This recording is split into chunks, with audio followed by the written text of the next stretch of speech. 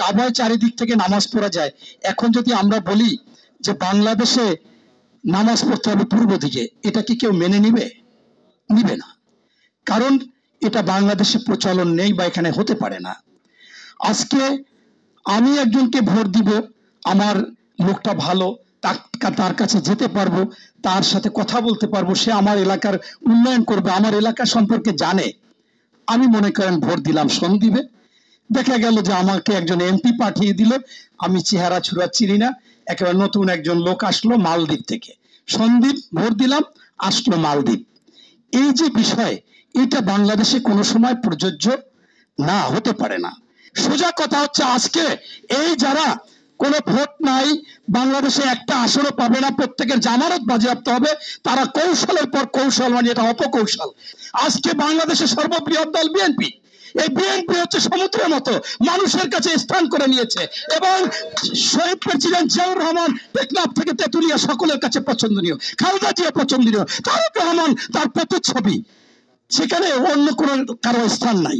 তাই তারা পর্যায়ক্রমে এক এক সময় বলে আগে নির্বাচন নাকি সংস্কার, আবার বললো আগে নির্বাচন নাকি বিচার, আবার বললো স্থানীয় সরকার নির্বাচন নাকি জাতীয় নির্বাচন। এরকম প্রতিনিয়ত এরকম সমুদ্রের মধ্যে বাদ দিতে চায় আর ভেসে যায়। অবশ্যই এই যে টিআর এগুলো ভেসে যাবে, এটা বাংলাদেশে টিকবে না, এবং এইগুলো সবকিছু একটা ষড়যন্ত্র, বিদেশ থেকেও টাকা এনে এরা ষড়যন্ত্র করতেছে এবং দেশের মধ্যে ষড়যন্ত্র করতেছে। এইটা বাংলাদেশের জন্য প্রযোজ্য না, এবং সঠিকভাবে বাংলাদেশে নির্বাচন হবে। আজকে যারা আন্দোলন সংগ্রাম করলো, আপনারা জানেন যে আজকে আমরা অবাক হই, সকল পেপার পত্রিকা মিডিয়াতে এসেছে আবু সাইদের সমাধিতে, সেখানে একটা বড় করে সাইনবোর্ড দিয়েছে সে নাকি এনসিপির সদস্য। আরে ভাই, এনসিপি হলো কবে, আর ওইখানে ব্যানার কেন যাবে?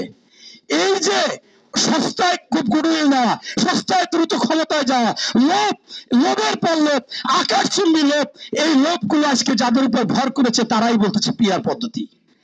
একজন উপদেষ্টা বয়স হয় নাই, অস্ত্র লাইসেন্স করতে পারবে না, এয়ারপোর্টে তার ম্যাগজিন ধরা পড়ে, কি উত্তর, কোনো উত্তর ভালোভাবে দিতে পারতেছে না।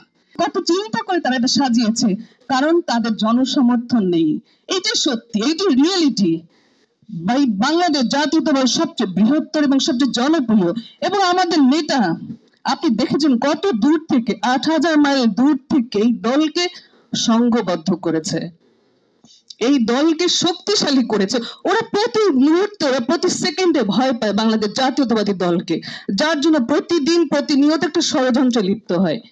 এবং এটা কাদের দ্বারা জানেন? ষড়যন্ত্র আমাদের পার্শ্ববর্তী দেশ তাদেরকে মদত দেয়, তাদেরকে বুদ্ধি দেয়, তাদেরকে পরামর্শ দেয় ভারত, এবং তাদের কাছ থেকে সে পরামর্শ নিয়ে নতুন শুরু করেছে। কিছুদিন আগে আপনারা দেখেছেন যে নির্বাচনের ডেট নিয়ে, টাইম ফ্রেম নিয়ে কি করেছে তারা। আমরা যখন দেখেছি এদেশে যে নির্বাচনগুলি হচ্ছে, এবার হচ্ছে 13 তাই না, 13তম নির্বাচন, এবং গত 12টি নির্বাচন কোন সময় হয়েছে? ডিসেম্বর থেকে ফেব্রুয়ারি পর্যন্ত। তো সেখানে তারা কিভাবে আশা করে যে একটা রমজান সামনে রেখে, বাচ্চাদের পরীক্ষা সামনে রেখে তারা একটা নির্বাচনের ডেট দিতে চায়? এখানেও তারা ষড়যন্ত্র করেছে। আমি ধন্যবাদ জানাতে চাই আমাদের প্রধান উপদেষ্টা ডক্টর মোহাম্মদ ইউনূস স্যারকে, এবং আমাদের প্রিয় নেতা তারেক রহমানকে, এবং সাথে আমাদের দেশনেত্রী বেগম খালেদা জিয়াকে। সুন্দর একটা ডেট তারা নিয়েছে এবং এদেশের মানুষকে স্বস্তি দিয়েছে। 13 জুনে সে ঐতিহাসিক বৈঠক লন্ডনে। এরপরে আবার দেখেন, সমস্ত কিছু মানুষ যখন দেশ যখন স্থিতিশীল অবস্থার দিকে যাচ্ছে, তখন তারা আবার ষড়যন্ত্র লিপ্ত হয়েছে পিআর দিয়ে। পিআর দিয়ে কি হবে? আমরা নির্বাচনে যাবো, 12 কোটি ভোটার বাংলাদেশে, এখন তারা মুখিয়ে আছে কবে তাদের নিজেদের ভোট নিজেরা দিতে পারবে। এতদিন তো মানুষ দিয়েছে, এতদিন তো রাতে দিয়েছে, নিশিরাতে দিয়েছে, ডামি হয়েছে, কত কিছু হয়েছে দেশে। এখন আমরা নতুন করে ষড়যন্ত্র, আমরা তীব্র নিন্দা জানাই, প্রতিবাদ জানাই, এবং আমরা ঐক্যবদ্ধ থাকবো যাতে ওনারা এই সময়ে এসে আর কোনো ষড়যন্ত্র, আওয়ামী লীগের দোসররা কোনো ষড়যন্ত্রে লিপ্ত না হতে পারে। এত জটিলতার তো কোনো প্রশ্ন নাই। একটা নির্বাচন হবে, এই নির্বাচনের জন্য এত আন্দোলন, এত সংগ্রাম, এত কিছু, আন্তর্জাতিক একটা বিশাল ষড়যন্ত্রকারী দেশের হাত থেকে বাংলাদেশটাকে রক্ষা করে ছাড়লা। 5 তারিখে যদি পরিবর্তন না হতো, শেখ হাসিনা সর্বশেষ সেনাবাহিনীর কাছে দাবি করেছিলেন, আর 2 দিন আমাকে সময় দেওয়া হোক। যদি সেনাবাহিনী আর 2 দিন হাসিনাকে সময় দেওয়া হতো, তাহলে শান্তি রক্ষার নামে ভারতের সেনা এই বাংলাদেশে চলে আসতো। আগামী 50 বছরে বাংলাদেশের স্বাধীনতা দেখতে না থাকতো না। হিসাব করতে হবে। আপনারা রাজনীতি করেন, এই বিএনপির জন্য বাংলাদেশ সৃষ্টি হয় নাই, ওই জামাত ইসলামের জন্য বাংলাদেশ সৃষ্টি হয় নাই, ওই আওয়ামী লীগের জন্য বাংলাদেশ সৃষ্টি হয় নাই। বাংলাদেশ সৃষ্টি হয়েছে এদেশের সর্বস্তরের জনগণের জন্য। এদেশের মানুষ 30 লক্ষ নারী রক্ত দিয়েছে। কার নেতৃত্বে, কার ঘোষণায়? শেখ মুজিবের। শেখ মুজিব কোথায় ছিলেন? ওই জামাত ইসলাম কোথায় ছিলেন সেই সময়, স্বাধীনতা যুদ্ধের সময়? কোথায় ছিলেন শেখ মুজিব? কোথায় ছিলেন জামাত ইসলাম? সেই জিয়াউর রহমানের নেতৃত্বে কোন রাজনৈতিক নেতৃবৃন্দ যখন ছিল না স্বাধীনতার পক্ষে কথা বলার জন্য, ঘোষণা দেওয়ার জন্য, তখন জিয়াউর রহমান দেশের মানুষের পক্ষে দাঁড়িয়েছিলেন। তিনি জানতেন, যদি আমি এই স্বাধীনতা ঘোষণা দেওয়ার পরে যদি দেশ স্বাধীন না হয়, আমার ডাকে যদি মানুষটা আসে, তাহলে সেনাবাহিনীর আইন এবং রেগুলেশনের মধ্য দিয়ে তার কোর্ট মার্শাল হয়ে মৃত্যুদণ্ড হতে পারে।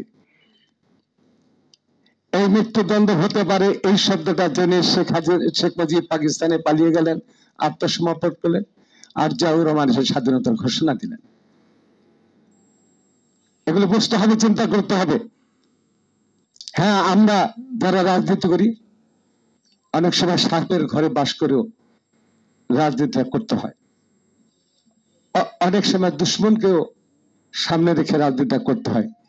কিন্তু দিব্য জ্ঞানের অধিকারী থাকি, খেয়াল করতে হবে যে ওর কি আচরণ, ও থাকবে আমার সাথে, কিন্তু সব ক্ষেত্রেই কিন্তু তাকে আমি আমার সেই সুযোগটা, ওই ষড়যন্ত্রের সুযোগটা দেব না।